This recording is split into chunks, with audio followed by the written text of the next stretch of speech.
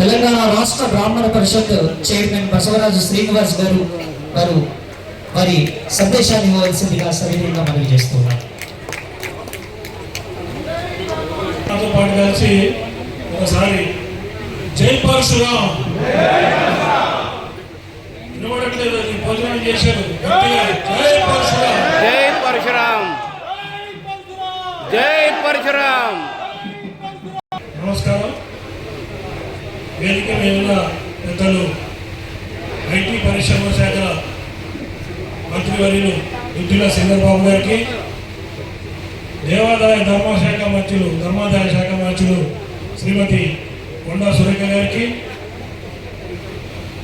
అర్కర వేణుగోపాల్ గారు government advisor, మాజీ కేంద్ర మంత్రి వేణుగోపాలాచారి గారు, నాతో పాటు ఉన్న వైస్ చైర్మన్ సుబ్రహ్మణ్యం గారు, చైర్మన్లు రామిరెడ్డి గారు, చల్లా నరసింహారెడ్డి గారు, ఇంకా వేదిక మీద పెద్దలందరికీ కూడా పేరు పేరున సమయభావం ఉంది కాబట్టి అందరికీ ధన్యవాదాలు తెలియజేస్తూ, బ్రాహ్మణ పరిషత్, తెలంగాణ బ్రాహ్మణ సంక్షేమ పరిషత్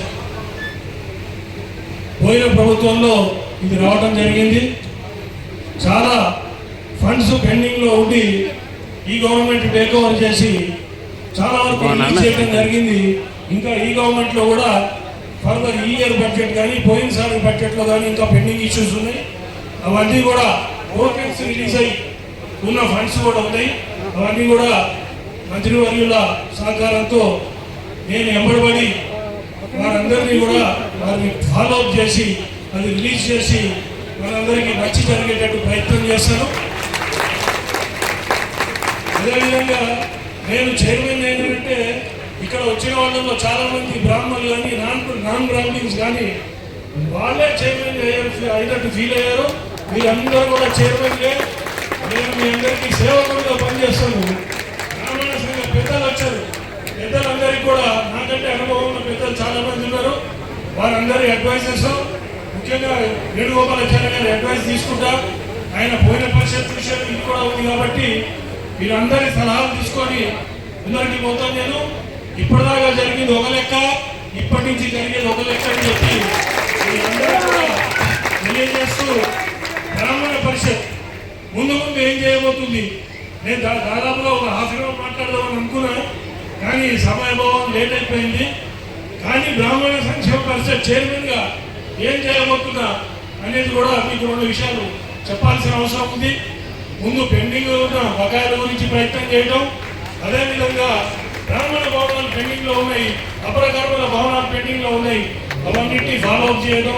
అదేవిధంగా క్రెడిట్ సొసైటీ, శ్రీపాద తెలంగాణ బ్రాహ్మణ కోఆపరేటివ్ క్రెడిట్ సొసైటీ, అది గవర్నమెంట్లో దాదాపు ముఖ్యమంత్రి గారి ఆఫీస్లో ఉంది.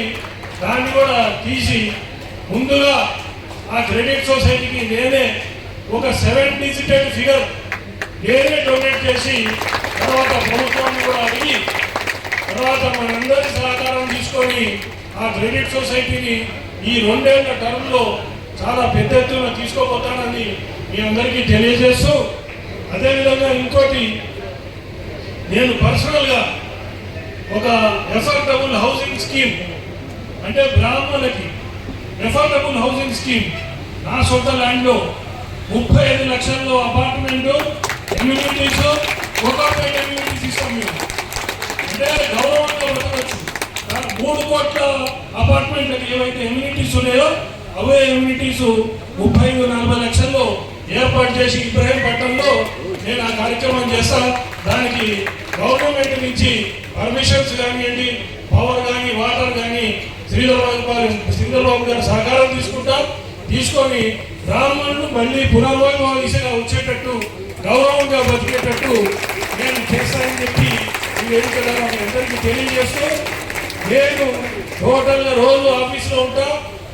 ఎవరు ఏ జిల్లా నుంచి వచ్చి కలవాలన్నా వారి ఏ విషయం ఉన్నా కూడా వచ్చి నన్ను ఆఫీస్లో కలవచ్చు.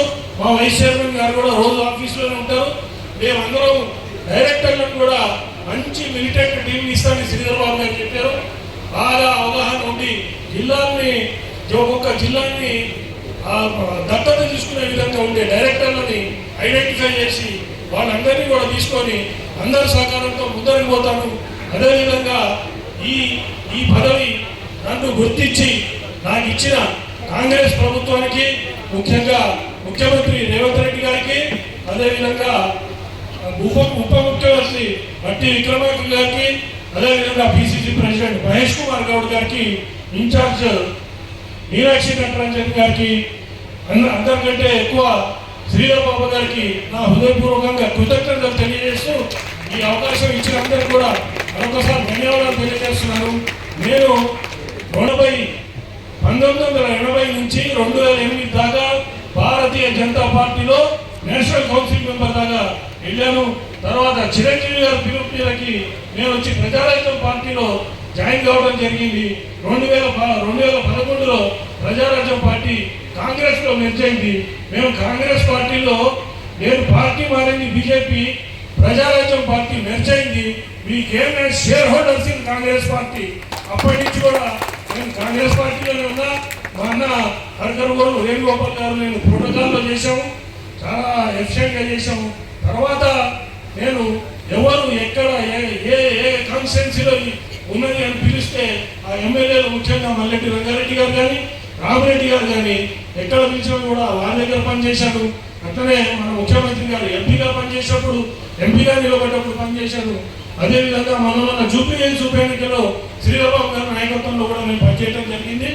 ఇవన్నీ మీకు విషయాలు తెలవాలి. నేను పుట్టింది నల్గొండ, నేను నడిగూడెం విలేజ్, నల్గొండ జిల్లా. మా తండ్రి గారిది ఖమ్మం జిల్లా. మేము పక్కా తెలంగాణ వాళ్ళం. ఈ విషయం కూడా అందరికీ తెలియజేస్తున్నాను. వాళ్ళే చైర్మన్గా ఫీల్ అయినట్టు నాకు సంతోషం వ్యక్తం చేశారు. ఎక్కడో 2-3 కామెంట్స్ ఉన్నాయి, దానికి ఆన్సర్ చేయాల్సిన బాధ్యత ఉంది కాబట్టి నేను చేస్తున్నాను. అందరం కలిసిపోయి బ్రాహ్మణుని పునర్వైభవ దిశగా తీసుకొద్దాం.